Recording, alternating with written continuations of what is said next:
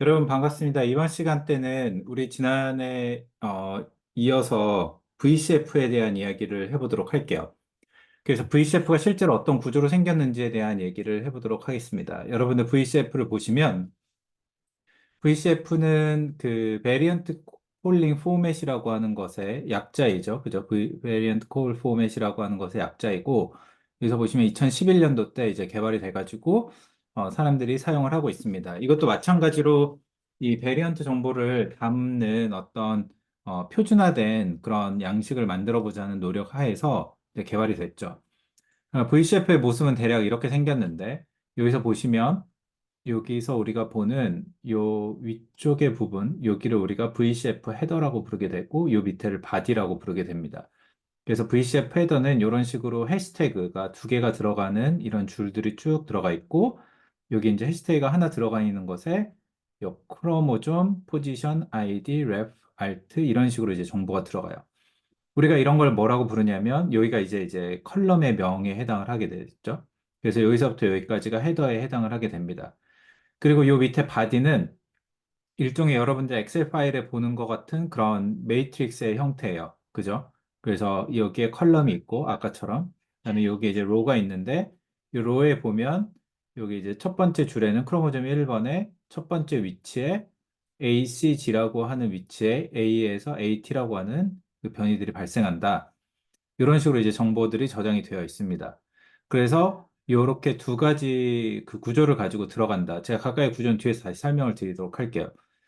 그리고 이제 첫 번째 구조에서 헤더 같은 경우에는 이렇게 해시태그의 표시가 되어 있는데 이런 표시가 되어 있는 이유가 뭐냐? 이거는 이 VCF뿐만이 아니라 컴퓨터에서 사용하는 공통적인 언어인데 이렇게 표시가 되어 있으면 우리가 이거를 코멘트가 되어 있다라고 합니다. 영어로 코멘트. 그죠? 우리가 뭐 코멘트하다 이런 뜻인데 이렇게 되면 컴퓨터가 이 정보를 읽지 않아요.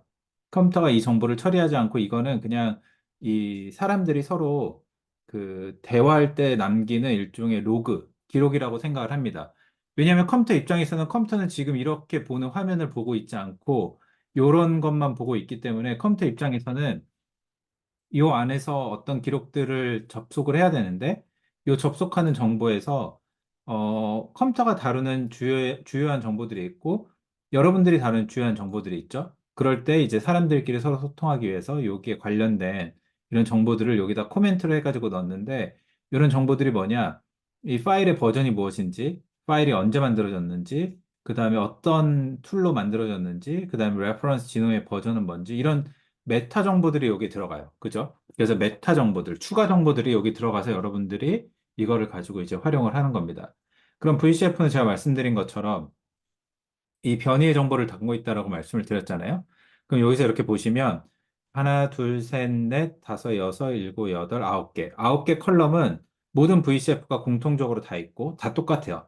크로모좀, 포지션, 아이디, 레퍼런스 시퀀스, 알터네이티브 시퀀스, 그 다음에 이 위치의 변이 정보의 퀄러티, 그 다음에 이 변이가 정확하게 된 건지 안 된 건지에 대한 평가, 필터, 그 다음에 거기에 대한 관련된 여러 가지 정보들, 그 다음에 요 지노타입에 대한 정보들에 대한 포맷, 그리고 여기서 이제 사람의 지노타입이 여기에 들어갑니다.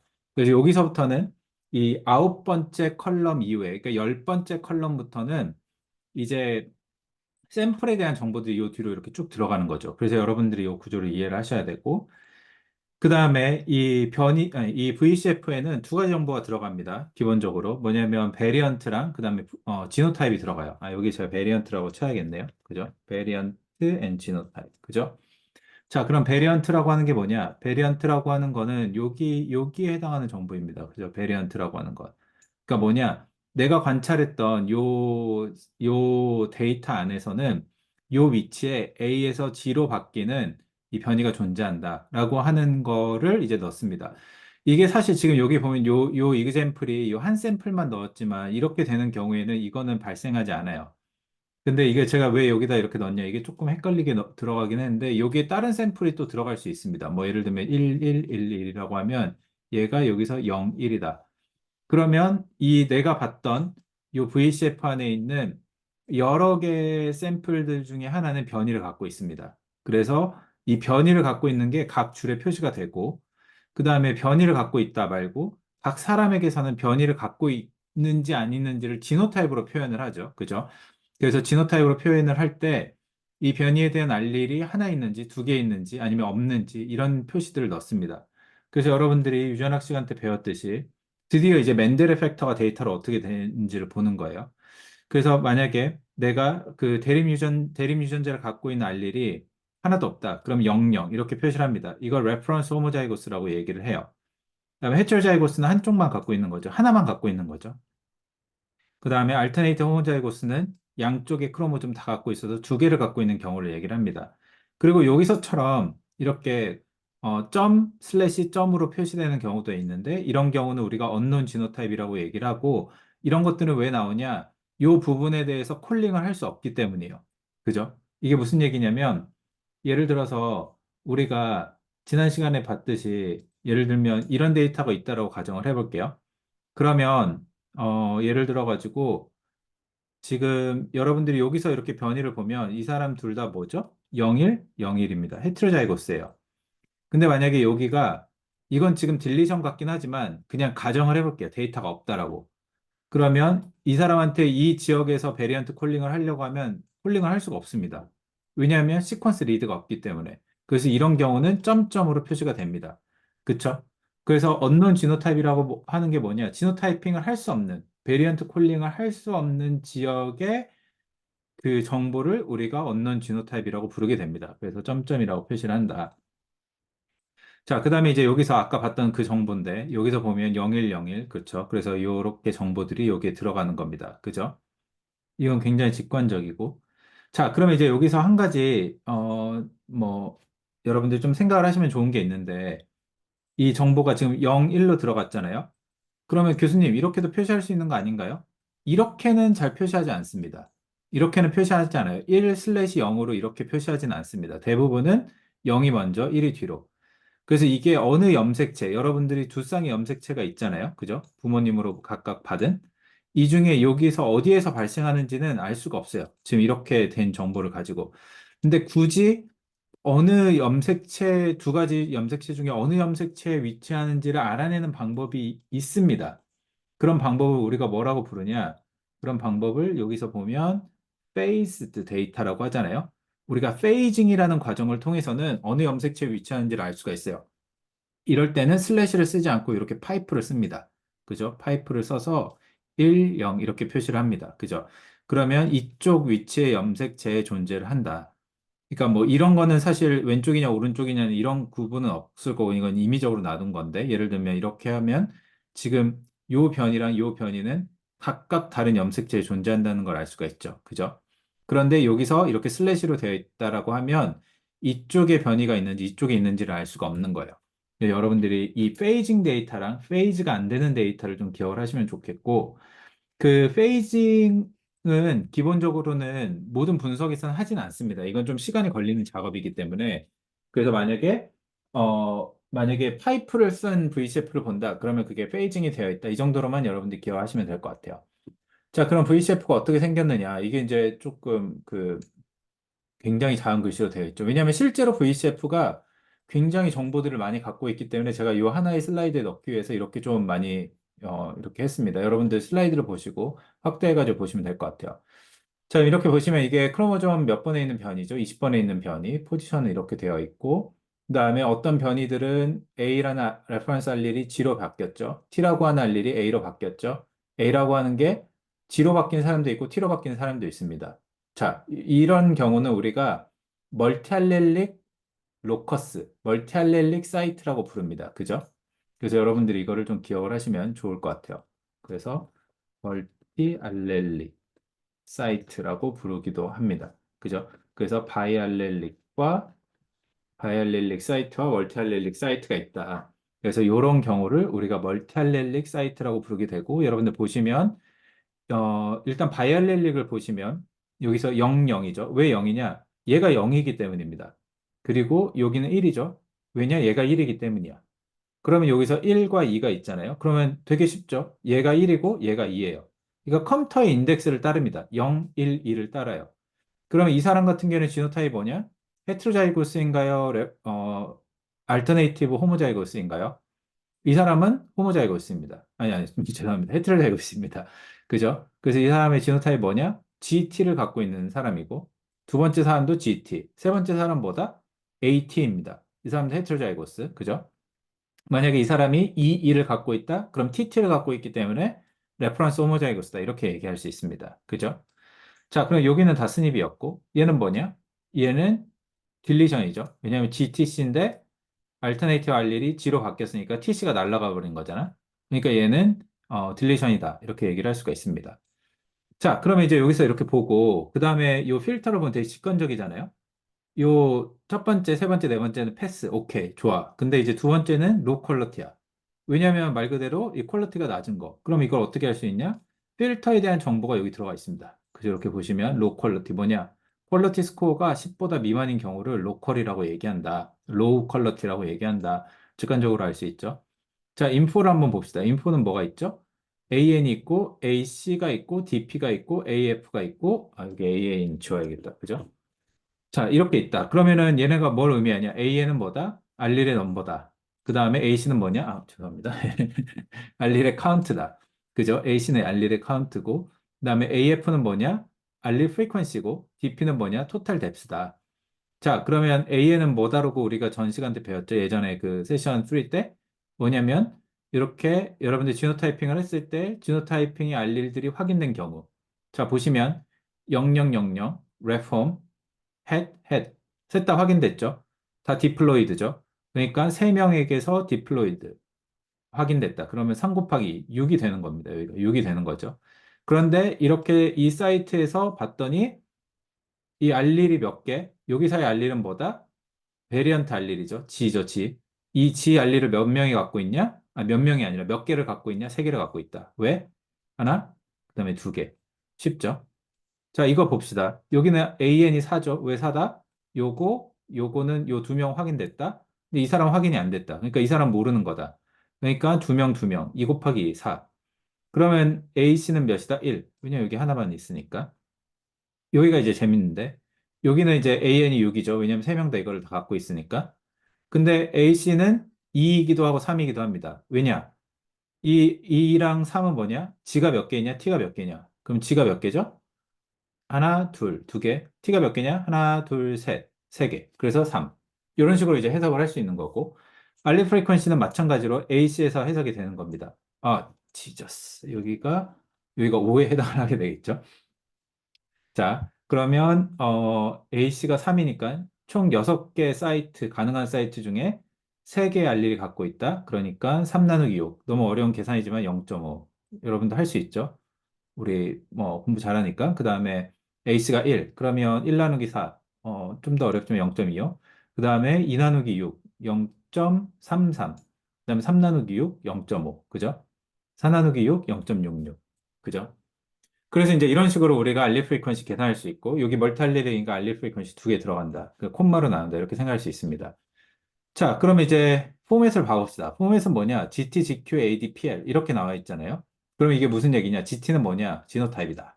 그죠? 스트링이다. 그죠? 그 다음에 GQ는 뭐다? 지노타입 퀄러티다.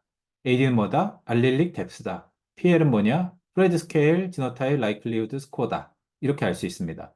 자, 그럼 이런 것들이 이렇게 콤마로 나눠져 있어요. 땡땡 콤마. 콜론. 죄송합니다. 콜론으로 나눠져 있고. 자, 그러면 콜론으로 나눠져 있을 때 첫 번째 뭐냐? 이게 GT. 그다음에 두 번째 뭐냐? GQ. 세 번째 AD. 그다음에 네 번째 PL. 이렇게 나눠져 있습니다. 그죠? 자, 그러면 먼저 AD를 먼저 봅시다. AD가 뭐냐? AD라고 하는 거는 알렐릭 뎁스입니다. 알렐릭 뎁스라는 게 뭐냐? 이거를 보고 다시 돌아와야 되겠네요. 알렐릭 뎁스. 알렐릭 뎁스. 알렐릭 뎁스 너무 쉬워가지고 제가 안 넣어놨네요. 알렐릭 뎁스는 뭐냐? 여러분들 여기서 이 A랑 G가 가능한 거잖아요. 그러면 알렐릭 뎁스라고 하는 건 기본적으로 여기 콤마로 이렇게 나눠져 있는데 첫 번째는 0번, 두 번째는 1번입니다. 0번이 뭐죠? 0번은 A에 해당하는 겁니다. A를 갖고 있는 시퀀스 알렐이 몇 개다? 29개. G를 갖고 있는 게 몇 개다? 1개. 그죠? 그러면 대부분의 경우는 AD, 그래서, 그 30개 중에 29개를 갖고 있기 때문에 우리가 얘는 그 레퍼런스 홈에 가깝다라고 생각을 할 수가 있는 거예요. 그래서 우리가 얘를 그, 그 레퍼런스 홈이라고 부르고 그 다음에 알릴 뎁스는 각각의 알릴이 몇 개 나타나는지를 보는 겁니다. 그리고 지금 이 사이트에 과연 몇 변의 뎁스로 우리가 시퀀싱이 됐냐라고 제가 여러분들한테 물어보면 여러분들 대답을 하실 수 있어야 됩니다. 몇 번 됐죠? 30번 됐습니다. 그죠?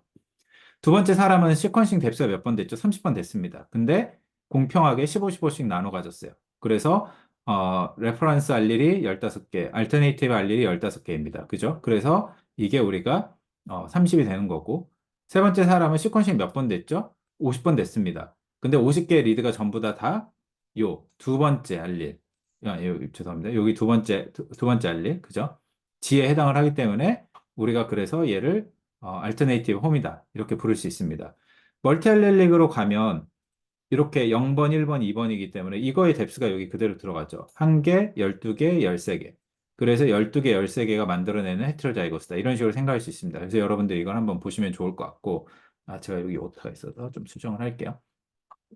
자, 이렇게 해가지고 보시면 됩니다. 그래서, 여러분들 요 내용 다시 한번 뒤에서 볼 텐데, 이 GQ랑 PL에 대해서 다시 한번 볼게요. 일단 좀 쉬운 내용을 먼저 갔다가 다시 돌아오겠습니다. 자, 그럼 VCF를 보시면, VCF에는 제가 아까 말씀드린 것처럼 헤더 부분에는 메타 인포메이션이 들어가 있습니다. 그래서 무슨 코맨드로 이 데이터를 매핑했고, 콜링했고, 그 다음에 레퍼런스 진호의 버전은 뭐고, 런 데이터는 뭔지 이런 것들 볼 수가 있고, 그 다음에 크로모점이 무슨 크로모점에 있는지 그래서 여기서 보시면 크로모점 20번이죠. 뭐 그런 것들 이제 정보에 있고요. 그 다음에 이 알릴이 1번 베이스에 있는지 아니면 0번 베이스 코디네이션을 따르는지에 따라서 포지션을 구별을 하는데 좀 오타를 수정할게요. 이 VCF 같은 경우에는 VCF는 원 베이스드 코디네이션을 따릅니다. 무슨 얘기냐? 만약에 변이가 이렇게 1번, 2번, 3번 위치, 그 다음에 여기서 변이가 발생했다라고 하면 이 VCF에서는 세 번째 위치에 이 변이가 발생했다라고 보고를 하는데, 그죠? 여기에 발생했다라고 보고를 하는데, 이 영 베이스트 시스템 같은 경우에, 그러니까 VCF를 쓰지 않는 경우에는 2번과 3번 사이에 발생했다라고 표시를 합니다. 그죠? 그래서 여러분들이 기억을 하셔야 될 건 VCF는 발생한 그 위치의 숫자를 그대로 사용을 한다. 그런데 만약에 여러분들이 VCF를 쓰지 않고 다른 형태의 파일 포맷을 쓴다. 이 생물정보학을 할 때 혹은 유전학 데이터를 표시를 할 때 다른 종류의 그, 그 데이터로 여러분들의 변이를 표시해야 되는 경우들도 있는데 그럴 때에는 여러분들 그 위치보다 한 번의 위치 앞서서 있는 영 베이스드 포맷으로 표시를 한다 정도로 여러분들 기억을 하시면 좋을 것 같습니다. 네, 그래서 그 내용이 있고, 그 다음에 VCF는 두 가지 종류가 있는데, 하나는 한 명의 샘플만 저장하는 VCF의 방식이 있고요. 또 다른 경우는 여러 명의 샘플을 저장하는 경우가 있습니다. 우리가 이걸 뭐라고 부르냐면, 멀티 샘플, 말 그대로 여러 명의 샘플이 있는 VCF다라고 얘기를 하고, 그 다음에 조금 더 예전에는 조인트 샘플 VCF라고 불렀습니다. 그래서 이 두 가지 경우다 여러 샘플에 대한 조인트 지노타입, 그러니까 지노타이핑을 한 번에 하는 경우다라고 얘기를 할 수가 있어요. 여러분들이 나중에 이제 연구를 하거나 회사에 가서 연구 개발을 하게 되면 여러분들은 이 데이터를 대부분 씁니다. 그래서 이게 되게 중요해요. 여러분들은 이 데이터를 주로 사용을 한다. 그래서 여러분들 그렇게 기억을 하시면 될 것 같고요. 그러면 왜 이런 VCF를 주로 쓰느냐? 제가 여기 좀 바꾸도록 할게요. 멀티 샘플 VCF를 왜 주로 쓰느냐? 왜냐하면 이렇게 여러분들이 멀티 샘플 VCF를 하면 이 데이터의 퀄리티, 그러니까 베리언트 콜링을 할 때 퀄리티가 더 좋아집니다. 왜냐하면 여러 샘플을 비교해 가면서 퀄리티를 측정하기 때문에 퀄리티에 대한 어떤 지표들, 그거에 대한 그런 라이클리후드 모델들을 만들어낼 수 있어요. 머신러닝 모델을 만들어낼 수가 있어요. 그래서 이런 것들을 사용을 해가지고 여러분들이 그 퀄리티 보정 같은 걸 할 수 있다. 그래서 장점이 있고, 그 다음에 모든 샘플에 존재하는 레퍼런스 지노타입을 찾을 수가 있습니다. 그래서 이렇게 보시면 레퍼런스 지노타입 이런 경우였죠. 00으로 나타나는. 이게 만약에 이 샘플만 VCF를 만들었다. 그러면 요런 데이터들이 삭제됩니다. 요 두 라인들이. 왜냐하면 여기에 변이가 없기 때문에. 그런데 멀티 샘플 같은 경우에는 그런 정보들을 다 갖고 있고 그런 정보들을 이용을 해가지고 나중에 연구 개발을 할 때 여러분들이 활용을 할 수 있습니다. 그래서 지금은 멀티 샘플을 쓰는 게 스탠다드다, 표준이다. 너도 나도 다 이거를 쓴다라고 여러분들 기억을 하시면 됩니다. 근데 멀티 샘플을 만드는 게 문제가 뭐냐면, 이 컴퓨터에서 이걸 처리할 때 느리고 컴퓨팅 파워가 많이 들었어요. 그래서 돈이 많이 들었어요. 이걸 처리할 때. 그런데 이게 제가 작년까지 이렇게 가르쳤거든요. 근데 올해 이제 이게 이 전 세계에 그 GA4GH라고 하는 일종의 그 국제 컨소시엄이 있습니다. 유전체 컨소시엄. 거기서 멀티 샘플을 쓰라고 권장을 했는데 그 이유가 최근 한 1년 사이에 이 멀티 샘플을 만들어내는 알고리즘이 진짜 빠르게 개발이 돼서 예전에 거의 한 100분의 1 수준으로 그 시간이 많이 줄었습니다. 이게 컴퓨팅과 알고리즘의 개발로. 그래서 지금은 이게 더 이상 문제가 되지 않습니다. 그래서 제가 이런 시절이 있었다라고 가르치긴 하지만 지금은 이제 이런 것들이 굉장히 빨리 됐어요. 그래서 예를 들면 우리가 옛날에 한 뭐 10만 명 정도의 이런 VCF를 만든다 하면 그게 만들어진 파일이 한 압축해서 10테라바이트 정도 되거든요. 근데 그거 만드는 게 거의 한 반년 넘는 시간이 걸렸어요. 그 대규모 컴퓨팅 서버에서 막 코어를 뭐 몇천 개씩 쓰고 막 메모리도 엄청 크게 써도 막 거의 한 반년씩 걸렸어요. 6개월이 넘게. 근데 지금은 그런 작업들이 일주일이면 끝납니다. 굉장히 빨라졌죠.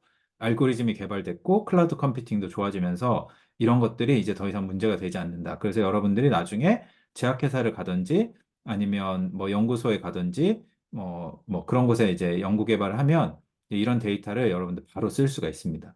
그래서 이제 이런 것들이 좀 차이가 난다 말씀을 드렸고 VCF는 제가 얘기를 했듯이 이 변이에 대한 정보를 이 두 가지 컬럼에 의해 가지고 설명을 합니다. 하나가 인포고 또 다른 하나가 포맷이에요.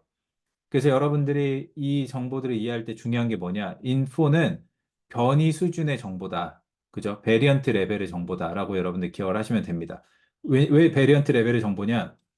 인포에 담긴 이런 정보들은 이 각각의 변이를 설명하는 정보지 각 사람이 갖고 있는 지노타입에 대한 정보가 아니에요. 그죠? 그래서 여기에 같은 로커스에 발생하는 변이들의 정보다라고 여러분들 기억을 하시면 좋을 것 같고 그런 정보들이 뭐가 있냐?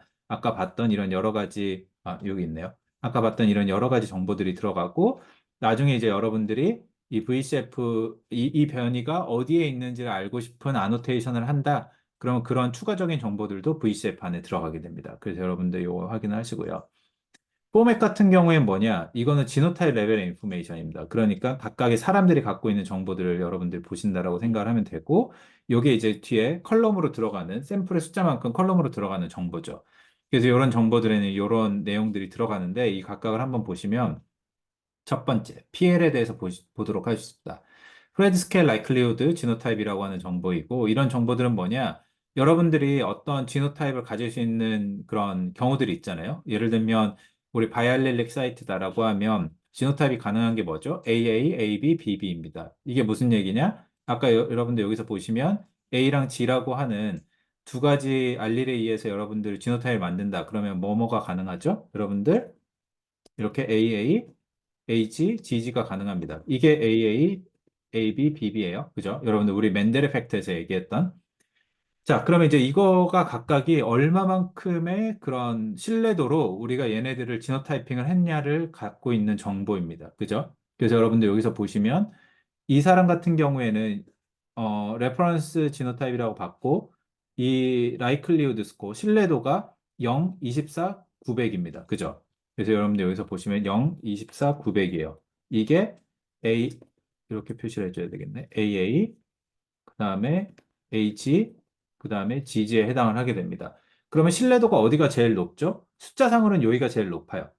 그런데 여러분들 기억을 하셔야 될 게, 이 PL 같은 경우에도 프레드 스케일 지노타입 정보입니다. 그죠? 그렇기 때문에 이 숫자가 높으면 높을수록 그 신뢰도가 높지 않은 편에 해당을 하는 겁니다. 그죠?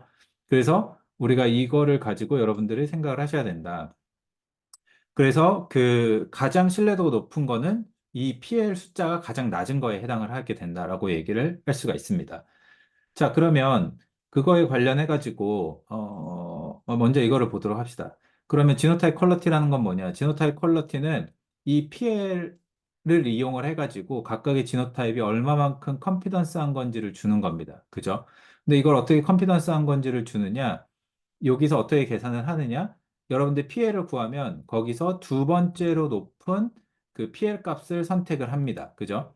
그래서 어떻게 할 수 있냐? 여러분들이 가장 가능한 지노타입과 그 다음에 두 번째로 가능한 지노타입 간의 차, 그죠? 여기에 대한 PR 값과 여기에 대한 PR 값의 차를 가지고 여러분들이 GQ를 계산합니다. 그러니까 무슨 얘기냐면 여러분들 여기서 보시면 이 사람 같은 경우에 지금 이렇게 지금 정보를 갖고 있죠. 그죠? 제가 여기로 가져와 볼게요. 그러면 아까 여기서 가장 라이클리한 게 뭐냐? 0, 0.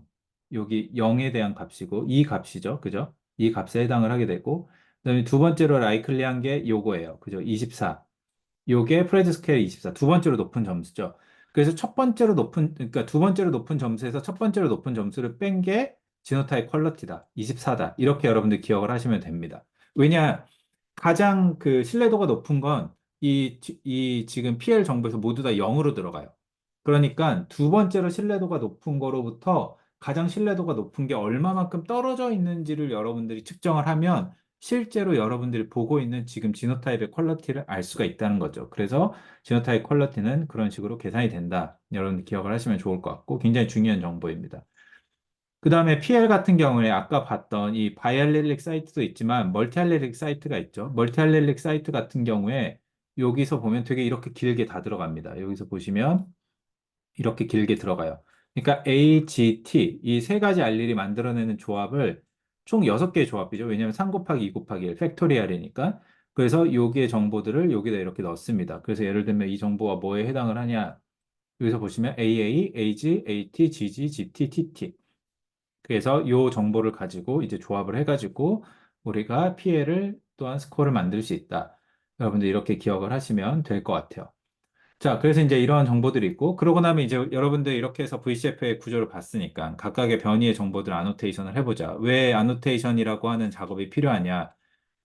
이 아노테이션, 이 베리언트 아노테이션이라는 작업이 왜 필요하냐면, 여러분들이 VCF를 이렇게 만들어서 베리언트 콜링을 하면 이것만 보고 이 변이가 무슨 유전자에 발생하는지, 혹은 유전자가 아니라 인터제닉에 발생하는지, 이런 정보를 알 수가 없죠. 그리고 이런 변이들이 예를 들면 임상적으로 의미가 있는지 없는지 이런 정보들도 알 수가 없어요. 그래서 우리가 이 베리언트 아노테이션이라고 하는 그런 프로세스를 통해서 변이가 어떤 의미를 갖고 있는지를 알아낼 수가 있습니다. 그래서 이런 작업들은 이제 여러분들이 추가적인 이런 생물정보학적인 분석들이 필요합니다. 그래서 엔셈블이나 뭐 아노바나 스니비프 이런 툴들을 사용을 해가지고 여러분들이 분석을 할 수가 있죠. 그죠? 그래서 이런 정보들을 한번 우리가 실제 봐보도록 할게요. 자, 그러면 여기서 이제 여러분들 이 사이트에 한번 들어가시고, 들어가 있네. 그죠? 이 사이트에 들어가면 이제 여러분들 할 수가 있는데, 예를 들면, 여기서 여러분들 인풋 데이터, 여기 이제 일단 먼저 인간을 선택을 하시고, 그죠? 그 다음에 여기서 인풋 데이터를 선택하면 되는데, VCF를 예로 들어가지고 해볼게요. 크로모좀 위치고, 그 다음에 얘가 포지션이고, 아이디는 그냥 모른다라고 생각을 하고, 넣어도 되고 안 넣어도 되고, 그다음에 여기다 이제 변이에 대한 정보만 넣으면 되겠죠. 여러분들 지노타입에 대한 정보를 넣을 필요가 없어요. 왜냐하면 우리는 지금 변이 수준에서 보고 있는 거기 때문에. 그렇게 해가지고 이런 다음에 여러분들 여기서 뭐 추가적으로 추가하고 싶은 거 있다. 뭐 이런 것도 이제 여러분들 여기 넣으시면 됩니다. 이렇게 보고, 그죠? 여기서 뭐 진 심볼은 넣어줘, 뭐 트랜스크립트 정보는 넣어줘, 뭐 이런 식의 정보들 여러분들 넣을 수가 있어요. 사우전 지놈의 프로젝트에 뭐 뭘 넣어줘. 그다음에 또 뭐가 있을까? 선택해 볼 만한 게 그냥 없이 순정으로 한번 돌려보도록 할게요. 그래도 이런 건 좀 아쉬우니까 이런 게 이렇게 딱 하면 뭐가 있냐? 이 변이랑 디지즈의 어소시에이션을 보는 데이터베이스를 봐줄 수 있다. 뭐 이런 게 있으니까 이런 것도 그냥 한번 다 해볼까? 마스터마인드는 뭐지? 이름이 되게 멋지네요. 클리니컬 에비던스를 넣어주는 거래. 그래. 그럼 이런 것도 한번 해봅시다. 그다음에 시프트. 자, 이렇게 보면 시프트라고 하는 건 뭐냐? 미센스 변이를 프레딕션 하는 거다. 뭘 프레딕션 하냐? 아미노 애시드가 바뀌었을 때 프로테인 펑션을 바꾸는지를 알고 싶은 그런 정보를 넣은다. 뭐 이런 것도 할 수가 있죠. 그죠? 그래서 이제 한번 돌려봅시다. run. 그 이제 기다리는 동안에 우리 한번 생각을 해봅시다. 이 베리언트 아노테이션을 이제 우리가 한국말로 찾으려고 하면 번역어가 없어요. 그래서 그냥 여러분들이 아노테이션이라고 기억을 하시면 됩니다. 뭐 이거를 주석화, 참조화 이렇게 번역하기도 하는데 저는 별로 그 번역어가 맞는 것 같지는 않아요. 그래서 그냥 아노테이션이다. 이 정도로만 기억을 하시면 될 것 같고, 일단 여기서 지금 작업이 돌아가고 있죠. 큐가 있으니까 좀 기다리고, 그 사이에 뭐 중요한 정보들이 있는가. 뭐, 이거는 그냥 보시면 될 것 같고, 네, 뭐 여기도 없네요. 요걸 보고 이제 마지막으로 하면 되겠습니다. 뷰 리절트 봅시다. 세 개니까 빨리 돌아갔죠? 자, 그러면 우리가 변이를 세 개를 넣고, 그죠? 변이를 세 개를 넣었는데, 정보들이 엄청 여러 가지가 나왔습니다. 그래서 보시면, 이 변이 하나, 여기서 65,068번째 발생하는 변이가 여기 세 가지로 예측이 됐고, 그래서 하나는 다운스트림 진 베리언트, 하나는 미센스, 하나는 다운스트림 진 베리언트로 예측이 됐고, 두 번째 변이는 23으로 끝나는 거 되게 많죠? 되게 많아요. 여기 이렇게 되게 많고, 되게 많네. 그 다음에 마지막에 80으로 끝나는 게 또 많이 이렇게 됐습니다. 왜 이렇게 많으냐? 왜냐하면 이게 같은 위치에 있어도 그 위치에 여러 가지 트랜스크립트를 가질 수가 있잖아요, 여러분. 그죠? 이렇게 한번 클릭해서 볼까요? 왜냐하면 지금 예를 들어서 제가 예전에 여러분들한테도 여러 번 설명했듯이 여기서 변이가 발생을 했어요. 68번째 위치야. 근데 요 트랜스크립트, 이게 지금 트랜스크립트들인데 요 트랜스크립트, 요 유전자에 해당하는 트랜스크립트가 이렇게 관통할 수 있고, 요 유전자에 해당하는 트랜스크립트가 이렇게 관통할 수 있고, 요 위치에 해당하는 또 트랜스크립트가 또 이렇게 관통할 수 있는 겁니다. 그렇기 때문에 같은 위치에도 여러 개의 트랜스크립트가 나타날 수가 있고요. 이게 하나의 파스빌리티고, 그 다음에 여기서처럼 보면 요 23번 같은 경우에는 요 유전자도 있고 요 유전자도 있고 같은 유전자여도 트랜스크립트가 다른 경우들이 있습니다. 그죠? 그런 경우에 대해서도 우리가 또 마찬가지로 그 여러 개의 그런 예측치를 줄 수가 있는 거죠. 그쵸? 여기서 보시면 지금 요 위치에 변이가 발생을 한 건데 그런데 요 위치가 아니다. 잘못 얘기했네요. 이거를 지넌 브라우저에서 봅시다 한번. 이렇게 하면 지넌 브라우저로 가는가? 음. 잠깐만. 위치가 진원 브라우저로, UCS 진원 브라우저로 가면 좋을 것 같은데,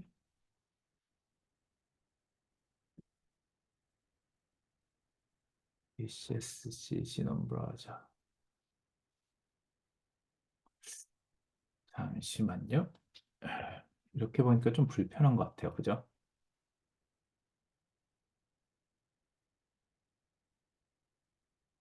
이렇게 선택을 해가지고, 여기다 이렇게 갑시다. 직접. 이렇게 선택을 하면, 지금 이 위치에 이렇게 존재를 하게 되고, 이거를 한 100배 정도 줌아웃을 해볼게요. 그러면 아까 그 위치가 지금 65번째 위치 여기에 해당을 하게 되는데 지금 이렇게 보면 요 유전자 하나밖에 없잖아요. 왜냐하면 제가 봤을 때 요 유전자들은 지금 요 정보에서 누락이 된 것 같아요. 아마도 이게 버전이 안 맞아서 그럴 수도 있고 그러면 좀 다른 걸 봅시다. 얘를 보는 게 더 좋겠다. 자, 이렇게 보면 이게 좀 더 낫네요. 그죠? 여기서 보시면 요 위치에 해당을 하게 되는데 여기에 들어가는 지금 여러 가지 이런 트랜스크립트들이 있잖아요. 그죠? 여기 지금 여러 가지 하나, 둘, 셋, 넷, 다섯 개가 들어가 있습니다. 그죠? 이렇게 다섯 개가 들어가 있고 어, 다섯 개가 들어가 있고 이렇게 보면 좀 다른가? 근데 여기는 이제 이거보다 더 많긴 해요. ACP보다 더 많아요. 얘도 있고 이게 지금 업스트림으로 된 이유는 이거구나. 이거 조금 더 줌아웃을 해볼게요. 이 업스트림이라고 된 거는 요 위치에 변이가 지금 있었는데 요 유전자의 업스트림이다. 그러니까 요 유전자의 앞에 트랜스크립 그 TSS 업스트림에 있잖아요. 그래서 얘가 지금 업스트림이라고 표현을 준 거네요.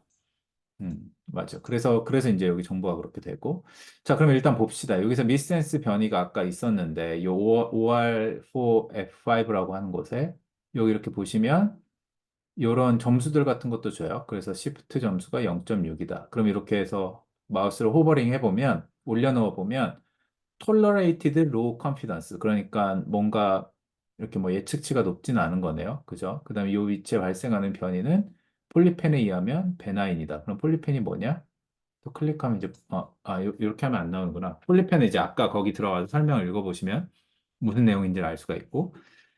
다음에 이런 유전자들이 어떠한 뭐 그 패스웨이 정보들을 갖고 있는지 이런 정보들이 있습니다. 그래서 이제 이런 정보들이 이제 아노테이션이라는 작업을 통해서 되게 돼요. 그러면 이 아노테이션을 통해서 이 각각의 정보들을 알게 되면 이런 정보들이 앞서서 보여드린 요 VCF 안에 들어가서 여기 인포 안에 다 들어가죠. 왜 인포 안에 이 아노테이션 정보들이 들어가냐?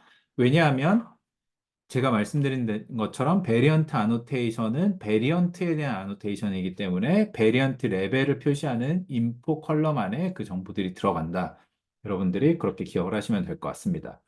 그래서 VCF에 대한 내용은 여기까지고 이제 이 내용이 이번 학기 2학기 때 다루는 가장 중요한 부분입니다. 그래서 제가 다시 한번 이거를 녹화를 해가지고 여러분들한테 드렸는데 우리가 앞서서 그 세션 2에서 봤던 맨델의 팩터 그러니까 150년 전쯤에 맨델이 얘기했던 그 맨델의 법칙의 알릴이 지금 여러분들이 오늘 내용에서 본 이 VCF라고 하는 형태로 지금은 이렇게 연구가 되고 있습니다. 2024년도 때는. 그래서 여러분들이 VCF 포맷을 가지고 이제 정말 여러 가지 사항들에 대해서 우리가 얘기를 할 건데 그거에 관련된 여러 가지 요 내용들을 잘 파악을 해주시고 그다음에 이제 뒤에 나오는 뭐 우리가 논문 같은 것도 보고 그다음에 뭐 유전병에 대한 연구들 같은 내용들도 볼 텐데 거기에 나오는 내용들과 여러분들 잘 매칭을 해가지고 또 기말고사 시험도 잘 준비하시고 앞으로 이제 여러분들 커리어에서 되게 중요한 이런 유전 정보들 다루는 거에 좀 준비가 됐으면 좋겠습니다. 네, 그래서 오늘 수업 여기까지고 수업 시간 때 보도록 하죠.